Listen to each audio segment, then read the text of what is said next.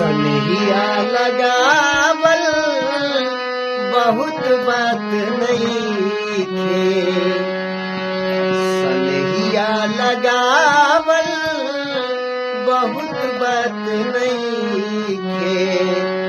नजरिया चुरावल बहुत बात होला।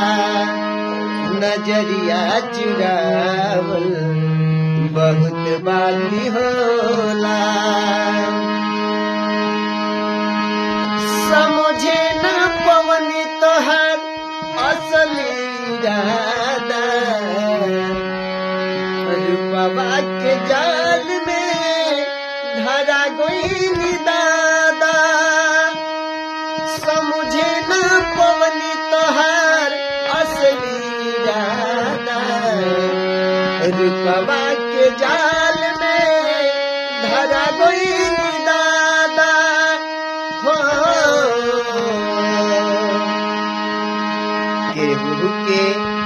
केहू के रोवावल बहुत बात नहीं खे। केहू के रोवावल बहुत बात नहीं खे।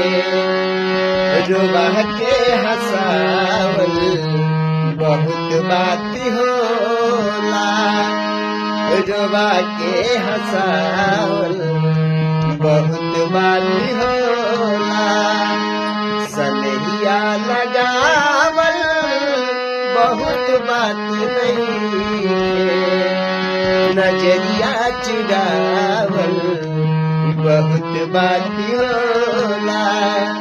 नजरिया चुरावल बहुत बात होला।